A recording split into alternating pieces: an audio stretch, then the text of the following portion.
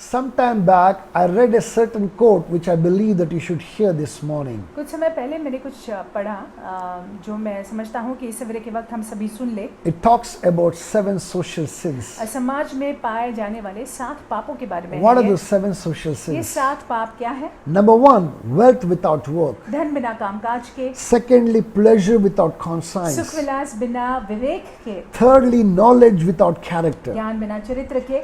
Fourthly, commerce without morality. कारोबार बिना खराई के। Fifthly, science without humanity. ज्ञान बिना मानवता के। Sixthly, worship without sacrifice. आराधना बिना बलिदान के। And seventh and finally, politics without principles. राजनीति बिना सिद्धांतों के। Somebody may ask, Pastor, why are you bringing this quote to us? आप शायद ये पूछ सकते हैं कि पासवान ये सारी बातें हमको क्यों सुना रहे हैं आप? It's because what we are going to learn this morning contextually is very close to what we just read. क्योंकि जो हम इस सवेरे के वक्त सीखने वाले हैं ये बातें उससे संबंधित है।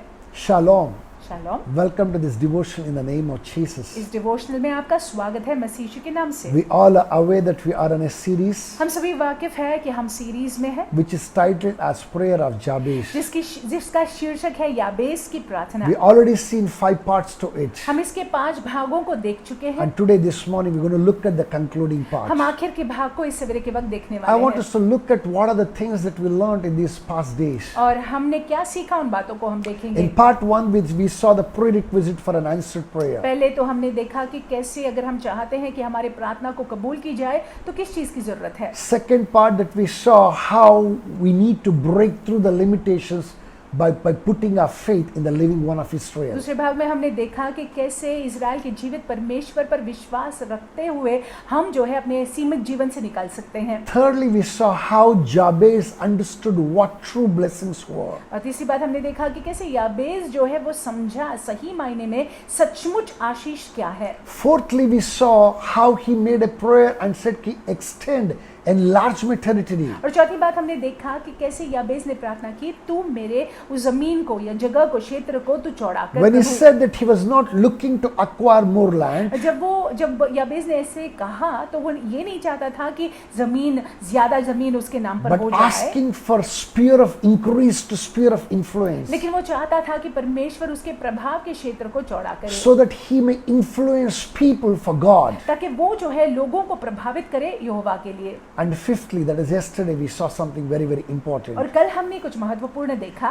Jabez prayed and said कि let your hand be upon me. याबेस ने प्रार्थना की और ये मांग की कि परमेश्वर तेरा हाथ मुझ पर बना रहे। To sustain success, अगर हम चाहते हैं कि सफल पूर्वक हम बने रहे, to sustain influence over others, दूसरों पर प्रभावशाली हम बने रहे, you need the anointing of God. परमेश्वर के अभिषेक की जरूरत है। You need the presence of God, परमेश्वर की उपस्थिति की which जरूरत brings है, the anointing of God and brings the mantle of God upon our lives.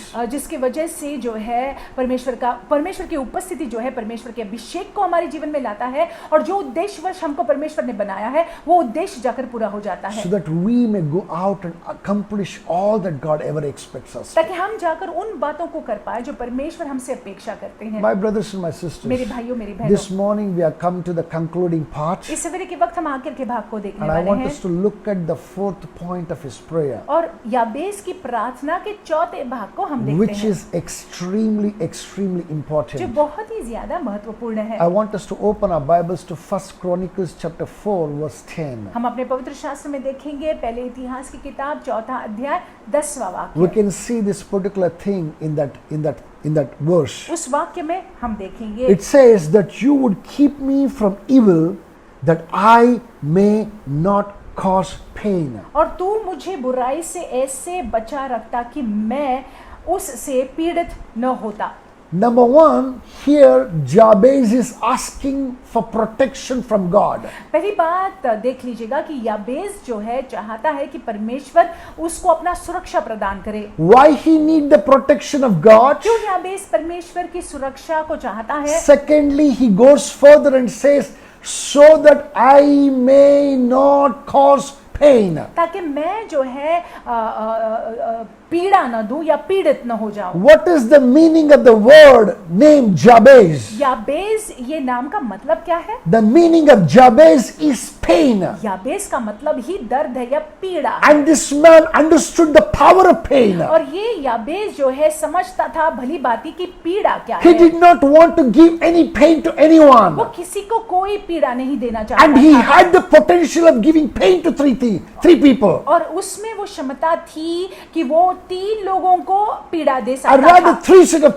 places that he could cause pain. और 3 जगहों में जो है वो पीड़ा दे सकता था। Number 1, he could cause pain to God himself. परमेश्वर को वो पीड़ा दे सकता था। Why? Whenever that he would commit a certain sin, a certain evil thing, that would make God's heart to be pained. और क्यों? क्योंकि यदि वो कोई दुष्ट काम करता परमेश्वर की नजर में, यदि वो पाप करता, तो उससे जो है परमेश्वर दुखी हो जाते। My brothers and my sisters, मेरे भाइयों मेरी बहनों, many of us do not want to commit a certain thing, हम में से बहुत लोग जो है कुछ गलत करना नहीं चाहते but हैं, still we end up doing things लेकिन फिर भी हम गलती का करते हैं। which we know would break the heart of God, हम जानते हैं कि ये अगर हम करते हैं तो परमेश्वर खेदित हो जाएंगे, but still we go out and do it. फिर भी हम जाके उन बातों को करते हैं। My brothers and my sisters, मेरे भाइयों मेरी बहनों, that is where Jabez needed protection. और वहां पे याबेस चाहता था कि परमेश्वर उसको सुरक्षित He रखे। understood the power of pain. वो जानता था पीड़ा में क्या बात है। He did not want to cause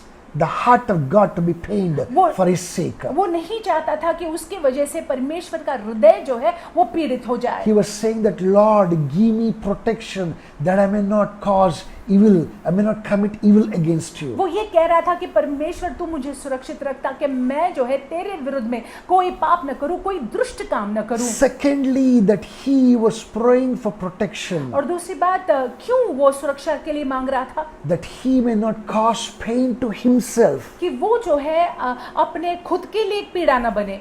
Listen to this carefully. ध्यान से सुन लीजिएगा। Many of us may ask this question, Pastor, how can we cause pain to ourselves? हम में से बहुत लोग ये प्रश्न पूछ सकते हैं, पासवान, हम अपने लिए पीड़ा कैसे बन सकते Any हैं? time that we go out and commit a certain sin, देखिए, जब कभी भी हम जाकर पाप करते हैं, we are sowing a seed, हम बीज को बो रहे हैं, and that seed has the potential to grow up to bring a harvest of wrongs for us. और देखिए उस बीज में, कुटिल बीज में वो क्षमता होती है कि हमारे लिए जो है गलत को ले आए। It's quite possible that sin that you're sowing may come in the form of a pleasure. और देखिए ये जो पाप के बीज को आप बो रहे हैं, हो सकता है ये आपको सुखविलास के रूप में आए। That pleasure, what looks to be pleasure today, has the potential to give us lot of pain in the days to come. जो आज जो है ऐसे लगता है कि हमको जो है इससे अच्छा लगेगा, और हम पाप कर बैठते हैं, आगे जलकर जो है ये पीड़ा हो जाता है। My brothers and my sisters, मेरे भाइयों मेरी बहनों, Jabez understood याबेस इस बात को समझा। evil always bring pain. और देखिए दुष्टता हमेशा पीड़ा को लाती है। That is why he was making that prayer. इसीलिए ये प्रार्थना को याबेस कर रहा He was था। saying, Lord, that I may not commit evil. वो कह रहा था कि परमेश्वर मुझे दुष्ट नहीं He was saying, दुष्टता नहीं keep करना है। me from evil परमेश्वर मुझे दुष्टता से बचाए रख, so that I may be safe. I may not hurt, I may not bring pain to myself. ताकि मैं खुद जो है सुरक्षित रहूं, क्षमा कीजिए, रहूं, मैं अपने आप के लिए एक पीड़ा का कारण न बनूं। And thirdly, he was praying, और तीसरी बात वो ये प्रार्थना कर रहा Lord, था keep me from evil, कि परमेश्वर तू मुझे दुष्टता से बचाए रख, that I may not cause pain to others. ताकि मैं दूसरों को जो है पीड़ा न दूं। People who look up to me, लोग जो मेरी ओर देखते हैं, people who look up to me to be guided, to guide them. और लोग जो मेरी तरफ देखते हैं कि मुझसे